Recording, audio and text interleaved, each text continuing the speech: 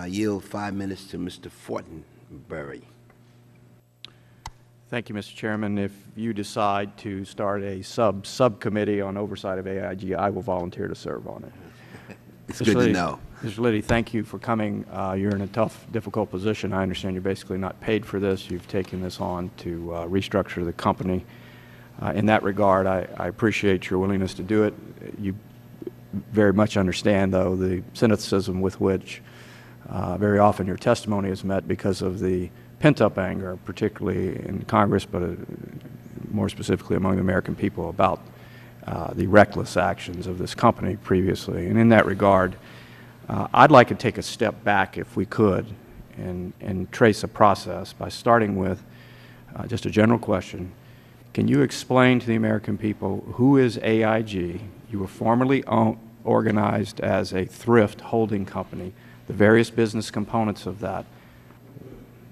The business sector, or one of those components that went bad in terms of the creation of exotic financial instruments, and then how are you suggesting a restructuring of the company and management to deal with it?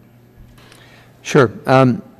AIG consists of a number of component parts, and let's just think about it as a string. There are property casualty businesses. There are worldwide life and savings businesses. There are domestic life and savings businesses. There's a couple of large businesses like International Lease Finance. I think we own more airplanes than any other entity in the world. And in that general area, there's also the AIG financial products. So most of what I've tried to describe very briefly just now is it's an insurance company, with a few exceptions. One of those large exceptions was, starting in about 1987 or so, AIG got into a non-insurance business called AIG Financial Products, FP for short. And that's where we wrote very sophisticated derivatives, credit default swaps, hedges, and things of that nature. The credit default swaps generally performed well until the complete liquidity collapse that occurred in '07. Many of the credit default swaps, the multi-sector credit default swaps that were written by AIG, were tied to the housing market. When the housing market collapsed, those credit default swaps called for the posting of collateral. We had to keep ensuring the value of those instruments, and we ran into a severe liquidity squeeze. That's when the Federal Reserve and the United States Treasury came forward, and the first rescue package was essentially a loan of up to $85 billion extended to us by the Federal Reserve. While that solved one problem, it created another problem because we didn't have enough equity to support the $85 billion, so that then was subsequently redone to include a balance of equity from TARP and debt from the Federal Reserve. You stated that the default swaps performed well. However, the reserves underlying the risk to manage those default swaps were clearly not there, which begs the earlier question about the overall structure in which AIG was operating under, a thrift holding company, and the lack of regulatory oversight there.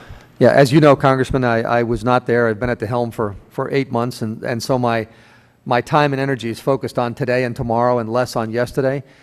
What I do appreciate after being on the job for almost 8 months is I don't think the financial products business belonged attached to AIG in any way, shape, or form. And so when Congressman Kanjorski asked me the question about oversight, I think there needs to be substantially greater oversight of financial institutions. Maybe we can do that within the existing regulators to make sure that those that are either very large or pose systemic risk really get monitored on a regular basis so you can't have this kind of event occur again.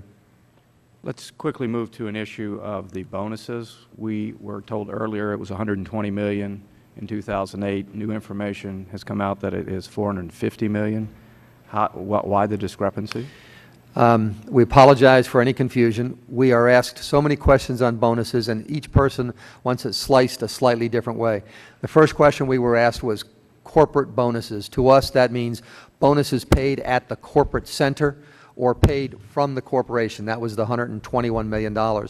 We were then asked a separate question, a subsequent question, well, how many bonuses were paid corporate-wide, anywhere in the company, worldwide, in Japan, in South America, whatever, that's a different question, and that's the larger number. So we're trying to slice the information in accordance with each individual request that we get. We get them from Congress, we get them from the Senate, we get them from regulators and from the Fed and Treasury. We're being as cooperative as we can. Sometimes we're drowning in requests. Back to the earlier question about your plans for management restructuring. For management restructuring, we divided the business into 3 categories, the 3 largest and most valuable businesses that we have. We intend to take public or sell a minority stake in. That will generate much of the funds we need in order to repay the taxpayer. Some of the businesses will be held and will wait for a better day to sell them. Another section of the businesses may be a part of AIG going forward. It'll take us, we think, 3 to 4 to 5 years if the marketplace stays where it is today or gets better in order to repay the taxpayer, but we have a strategy to do exactly that. Gentleman's time has Thank you, Mr. expired. Chairman.